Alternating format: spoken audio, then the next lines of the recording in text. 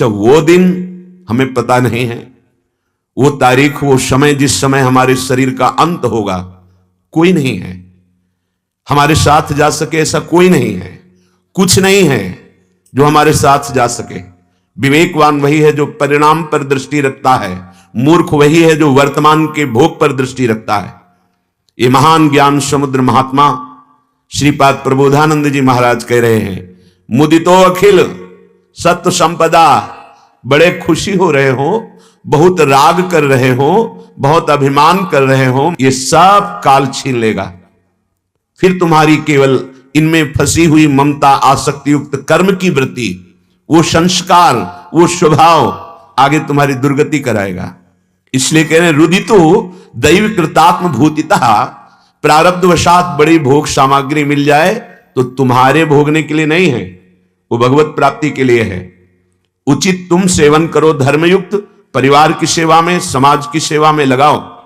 वो भगवान ने तुम्हारे कल्याण के लिए सामग्री दी है, कल्याण के लिए पद दिया है, कल्याण के लिए बुद्धि दी है, उसका दुरुपयोग मत करो, नहीं तो रुदितो, रोना पड़ेगा, पछताना पड़ेगा।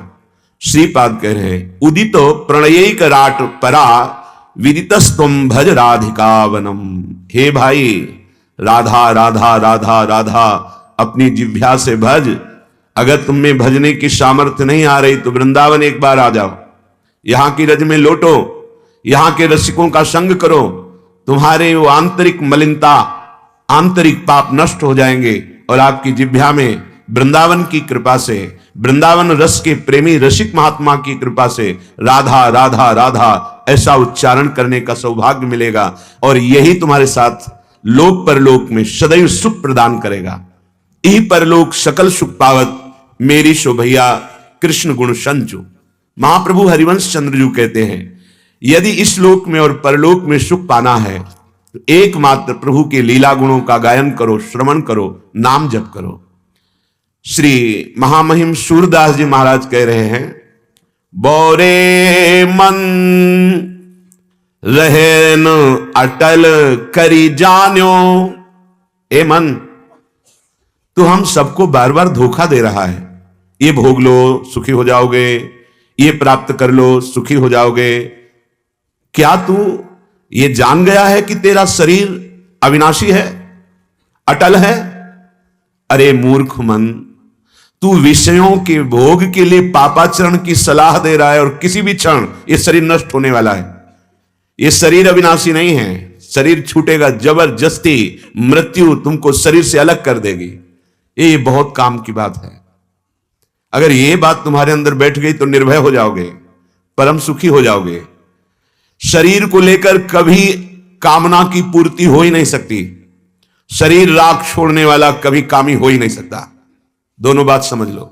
शरीर रागी कभी निष्कामी नहीं हो सकता, और शरीर से राग जिसका हट गया है वो कभी कामी नहीं हो सकता। कामनाओं से युक्त पुरुष की दुर्गति होती है, कामनाओं से मुक्त पुरुष की सद्गति होती है। ऐ भाई, क्या तुम अविनाशी शरीर मान रहे हो? ऐ मन, क्या तुम अविनाशी शरीर मान रहे हो जो ऐसे मनमानी आचरण कर रहे हो, प्रभु से विमुख हो रहे हो, प्रभु का नाम जप नहीं कर रहे, धर्म से नहीं चल रहे, दूसरों के हृदयों में विराजमान श्री भगवान की अवहेलना कर रहे, अपमान कर रहे, हिंसा कर रहे, व्यभिचार कर रहे, तो क्या तुम अपने शरीर को अविनाशी मानते हो? धनदारा श्रुत बंधु कुटुंब कुल निरखी निरखी बोरान्यो। बोरान्यो पागलपन, बौरा गया, मनमानी आचरण करने लगा, धन बल से व्यभिचार करने लगा, धन बल से हिंसा करने लगा, धन बल से नाना प्रकार की वो कुमति बढ़ा दी जो दुर्गति कराने वाली थी। ये पत्नी, ये पुत्र, ये परिवार, माता पिता, समाज, ये भगवत प्राप्ति के लिए मिली है। यदि हम धर्म पूर्वक अपने कर्तव्य का पालन करते हुए इनकी सेवा करें तो इन्हीं में विराजमान श्री भगवान प्रसन्न हो जाएंगे, हमारे सारे अपराध क्षमा करके हमें वो परम पद प्रदान करेंगे जहां दुख का लेश नहीं, भय का लेश नहीं, चिंता का लेश नहीं। पर हम तो बावरे बन गए, भोगों में बावरे बन गए, भूल गए प्रभु को। विचार कीजिए, कितना भयानक कष्ट होता होगा उस समय जब शरीर छूटने का समय है। प्राण आसक्त हैं शरीर पर, मन बुद्धि आसक्त है। मैंने बहुत मेहनत से मकान बनाया है, बहुत परिश्रम से हमने अमुक धनराशि एकत्रित की, बड़े परिश्रम से हमने ये पद पाया, बहुत बहुत जो जो संग्रह किया वो सब जा रहा है। जहां में जाना है पता नहीं है, क्या हमारा होगा हमें पता नहीं। तब महान भयानक उसके अंदर चिंता प्रकट होती है। ए भाई, इसी चिंता से मुक्त होने के लिए हरिनाम है, राधा नाम है। अगर नाम जप करोगे तो ये चिंता तुम्हें नहीं, तुम्हें बिल्कुल क्लेश नहीं होगा, ना शरीर छूटते समय ना परलोक में। विश्वास मान लीजिए, जिसके पास नाम रूपी धन है वो दशों दिशाएं आनंदमयी, यह लोग परलोक सब सुखमय हो जाते हैं। अगर शारीरिक दुख भी आता है, विपत्ति भी आती है, प्रतिकूलता भी आती है, तो उसमें इतनी आनंदमयी वृत्ति होती कि वो दुख उसे छू नहीं पाता है। अभी उसके प्यार को देखा, अपने प्यार के लिए सब रो रहे, उसके लिए नहीं। उसके लिए तो दो ही रोते हैं, भगवान और सदगुरु। अरे जीव, तुझे समझाया दिया मानव दे, नहीं, उनको दुख होता है भगवान को। हरि के हृदय में दुख पहुंचता है कि इतनी बड़ी कृपा करके मानव देह दिया, साधु समागम दिया, फिर भी अपना उद्धार नहीं कर सका। और गुरुदेव को इतना जीवन का परम धन मंत्र दिया, नाम दिया, फिर भी तू अपना उद्धार नहीं कर पाया, तू उसी विषयों में लगा रहा। तप लोक महालोक में ब्रह्म ऋषि जन रहते हैं, उनको इसी बात का रोना और दुख होता है मृत्यु लोक के जीव, ये मनुष्य शरीरधारियों को देखकर जो पापाचरण कर रहे हैं कि अरे तू हमसे ऊपर जा सकता है। जनलोक महालोक तपलोक सत्यलोक ब्रह्मलोक के ऊपर भगवत धाम है, साकेतपुरी वैकुंठ धाम गोलोक धाम, जो भी जहां की तुम भावना करो, तू हमसे ऊपर जा सकता है। लेकिन भोगों में रत होकर तू अपने जीवन को नष्ट कर रहा है। परिवार के जन आएंगे, घड़ी दो घड़ी बैठकर छाती पीटेंगे, रोएंगे, लेकिन तेरे लिए मंगल जो बनने वाला था वो तेरे से ही बनेगा, किसी और से नहीं। गुरु उपदेश कर सकते हैं, गुरु सतमार्ग बता सकते हैं, भगवान सदग्रंथों में बोले, लेकिन चलना तो तुम्हें पड़ेगा। और तुम जीवन में चले नहीं, तुमने कभी नाम नहीं जप किया, अब किसी तरह तुम्हारा कल्याण नहीं हो सकता। पक्का समझ लीजिए, किसी को परम पद किसी के पिंडदान से नहीं हो जाता है, अंत्येष्टि संस्कार से परम पद नहीं मिल जाता है, वो जीते जी चिंतन करने से मिलता है। तभी भगवान आज्ञा कर दे, अभ्यास योग युक्तेन चेतसा नान्यगामिना, तुम ऐसा चिंतन का अभ्यास करो, एक क्षण नाम विस्मरण न हो, मेरा विस्मरण न हो। जीवन भर भजन नहीं किया, अब उनके पधारने पर खूब लड्डू बटवाओ, राधा नाम सुधारसम तो पाया नहीं, तो कौन कौन सी दुर्गति होती जीवों की, ये सत्य मानिए। जैसे आपको लगता है कोई नरक नहीं, तो आप बोलो यहां कोई जेल नहीं। मनमानी आचरण करोगे, कानून के विरुद्ध करोगे, पकड़े जाओगे, और जब सजा होगी और दंड मिलेगा तब तुम्हें पता चलेगा। ऐसे ही पूरे त्रिभुवन का दंड विभाग है यमपुरी, पूरे एक एक सेकंड के कर्म का हिसाब श्री हरिवंश महाप्रभु, जय श्री हरिवंश नरक गति दुर्भर यम द्वारे कटियत नक छीके, कहां छीका? अगर अशुद्ध जगह कर दी तुमने छीके तो नाक काट ली जाएगी, ऐसा दंड है। आप इशारा दे रहे कि आपने अंगुली उठाई किस लिए? एक अंगुली उठाने का भी आपके कर्म का फल है। फिर ये बड़े बड़े पापाचरण, ये तो बहुत बड़ा स्टॉक है, जन्म जन्म लग जाएंगे पर उनको भोग नहीं पाओगे। अभी उपाय है, भगवान की शरण में होकर नाम जप कर लो, तो भगवान कह रहे हैं आम तो आम सर्व पापेभ्यो मोक्षयिष्यामि मा शुचा। जब एक बहुत बड़े महात्मा मांडव्य ऋषि तपस्या कर रहे थे, हाथ उठाकर निरंतर मंत्राकार वृत्ति, कुछ चोर लोग राजा के खजाने से धन चुराया और भागे। राज कर्मचारी उनके पीछे लगे, उन्होंने देखा महात्मा का आश्रम है, यहां छुप जाए तो शायद राज कर्मचारी यहां ना देखे, और वो अंदर गए, संपत्ति वहां छुपा दी और स्वयं छुप गए। कर्मचारियों ने ढूंढ लिया, किसी ने बताया, अभी जो भागती हुई गए महात्मा के आश्रम में गए, चोर भी मिल गए, सामान भी मिल गए, जो संपत्ति थी। पक्का विचार किया कि महात्मा नाटक कर रहा है। मांडव्य ऋषि प्रसिद्ध महात्मा है, वो सत्य तपस्या में लगे थे, उनको बंदी बना लिया, उनको होश ही नहीं है, वो तो समाधिस्थ है। राजा के सामने पेश किया गया, जैसे कोई नशे में हो ऐसे हैं वो, जाओ इनको शूली की सजा चढ़ा दो। शूली एक भाले के आकार का, आसपास खंबे हैं, उन खंबे से चढ़कर दो आदमी ऐसे गुदा द्वार से छोड़ दे, वो गुदा द्वार में ऐसे घुस जाती, जितना घुसा वो तड़पते हुए कितने घंटों में दिनों में मरेगा उसकी सामर्थ्य। बहुत ही कष्टप्रद ये प्राणदंड की सजा होती थी। नाम का बहुत बड़ा प्रभाव होता है, क्योंकि दुख सुख का भोक्ता मन है और नाम भगवान मन को प्रभु के आनंद समुद्र में डुबो देते हैं। क्या फर्क पड़ता है बाहर से शरीर रोगी या प्रतिकूलता या अपमान हो रहा है, कोई दुख उसको अंदर नहीं होता। श्री सूरदास जी महाराज कह रहे, जीवन जन्म अल्प सपनों सो समुझ देखी मन माही, बादर छाह धूप धोराहल जैसे थिर न रहाही, बोरे मन रहन अटल करी जान्यो। जैसे आकाश में बहुत से चित्र बनते रहते हैं बादल के, जैसे धुआं बहुत प्रकार के ग्रह का निर्माण करता है, आकृतियों का निर्माण करता है, ठीक ऐसे तूने कल्पना के द्वारा मान लिया ये मेरा घर, ये मेरी संपत्ति, ये मेरा वैभव।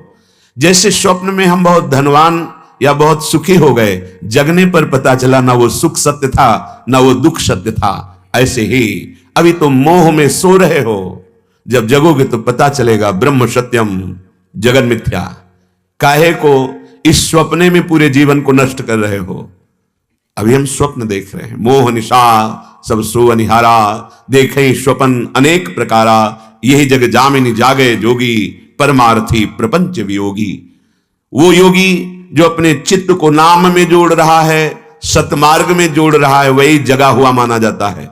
अन्यथा ये माया सबको ऐसे अज्ञान अंधकार में सुलाए हुए कि जीवन का एक एक अमूल्य क्षण श्वास नष्ट होती चली जा रही है।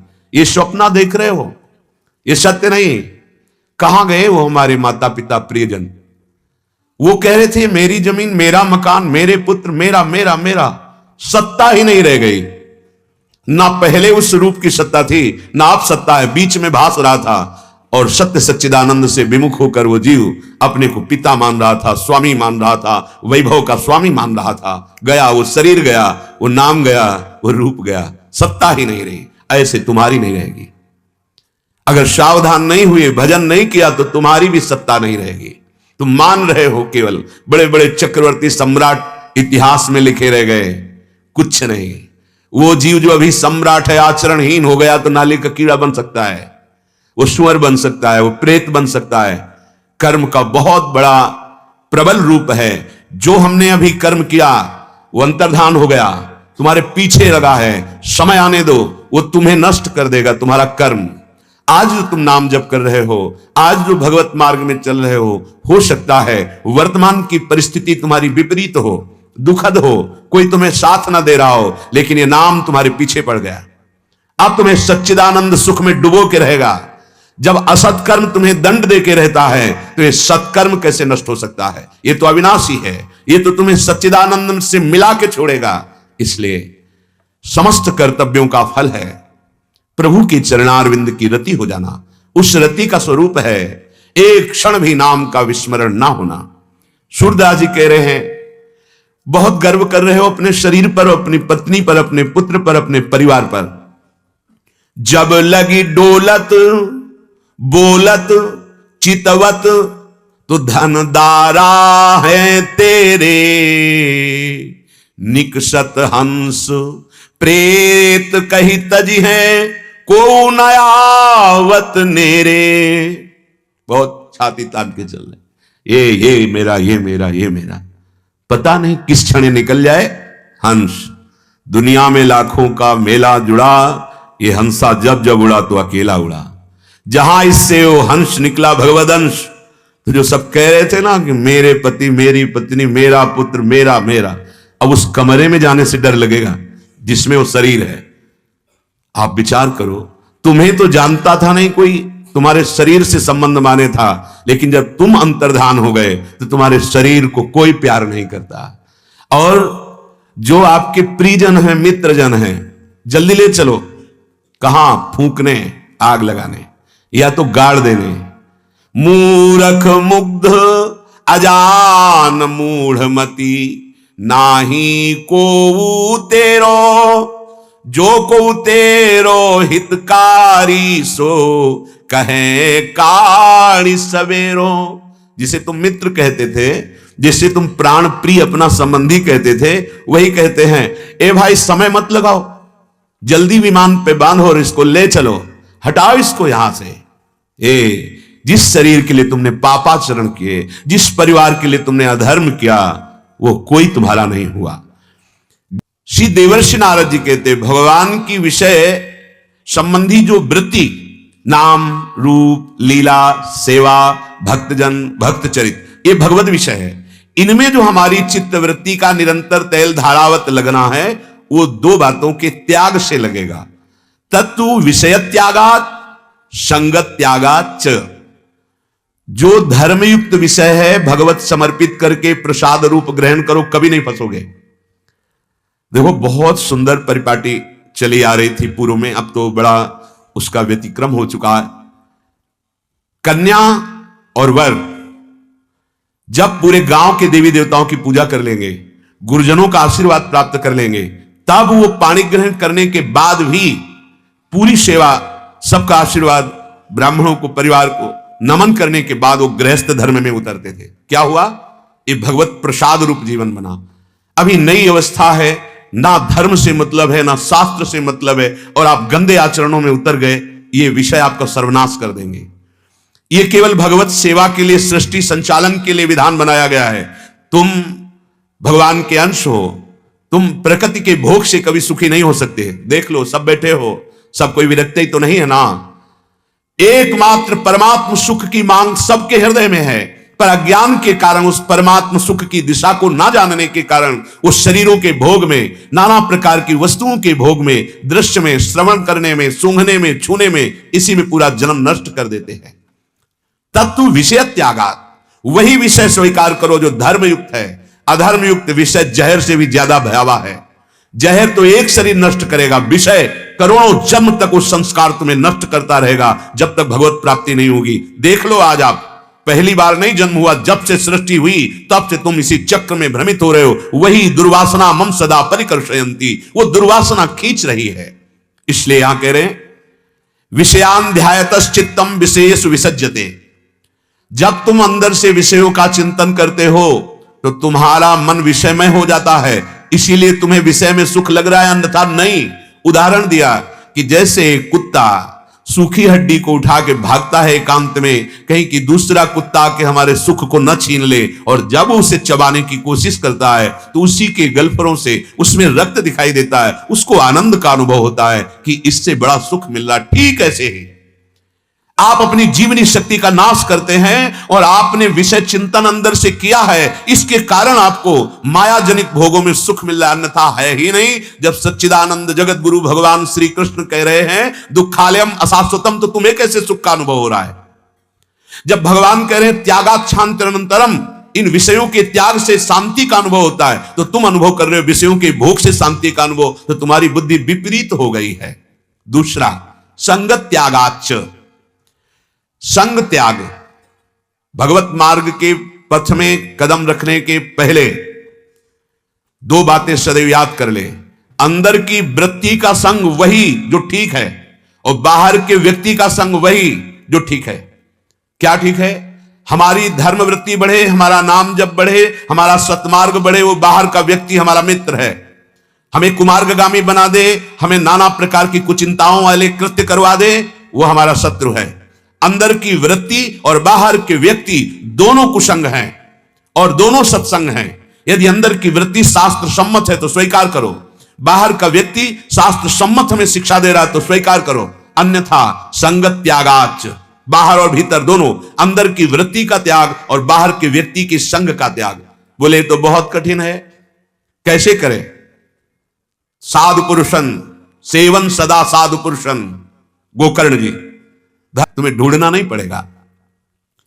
जिनको इस संसार समुद्र से दुख से पार होना है, बहुत करुणा में भगवान की कृपा है अगर भक्ति मार्ग मिल जाए, नहीं तो बहुत शास्त्र रूपी जंगल में भटक कर भी जीवन चला जाता है।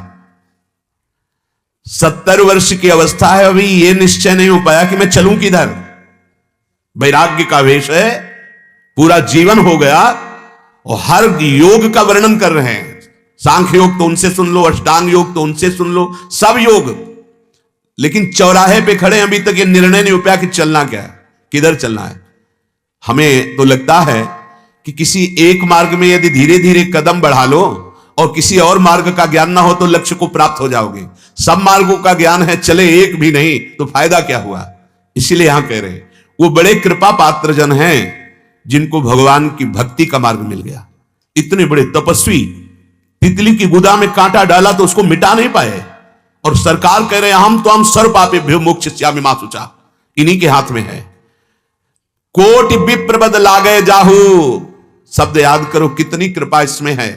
कोटि विप्र बद लागे जाहू, आए शरण तजौ नहीं ताहू।